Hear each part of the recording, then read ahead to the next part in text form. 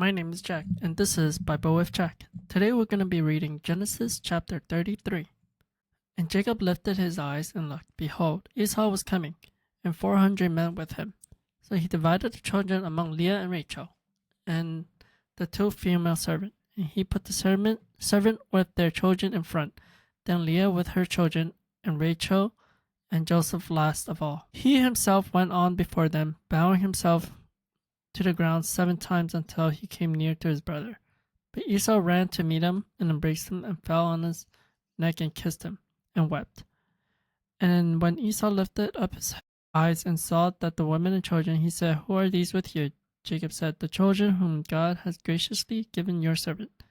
Then the servant drew near they and their children and bowed down. Leah likewise, her and her children drew near and bowed down. And last, Joseph and Rachel drew near, and they bowed down. Esau said, "What do you mean by all this company that I met?" Jacob answered, "To find favor in the sight of my Lord."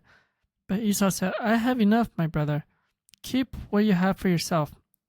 Jacob said, "No, please. If I have found favor in your sight, then accept my present from my hand, for I have seen your face, which is like seeing the face of God, and you have accepted me.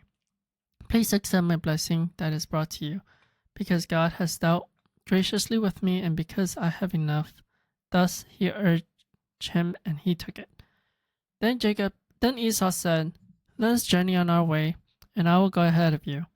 But Jacob said to him, "My Lord knows that the children are frail, and the nursing flock and herd are to care to me.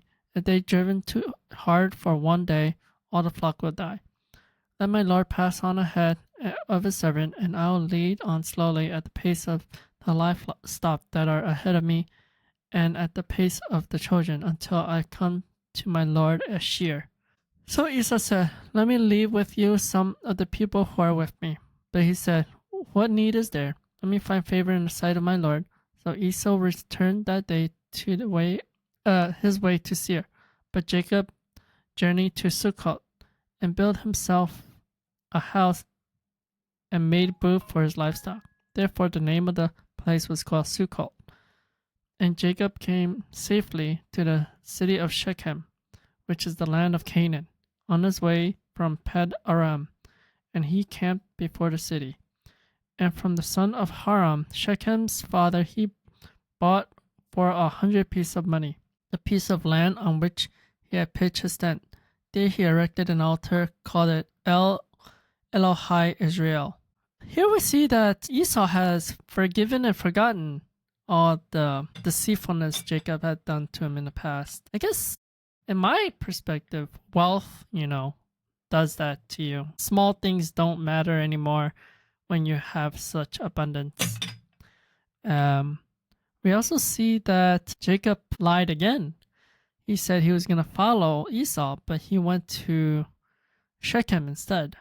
Here it says Jacob pitched a tent, Sukkot.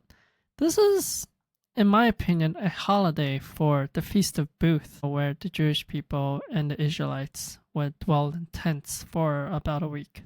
In my perspective, I think this is what he did, and it was during that feast where he pitched a tent and he arrived to Canaan, where the land of promises. It seems prophetic in a way. I think that's all I have for you today. I'll see you next time for Genesis chapter 34.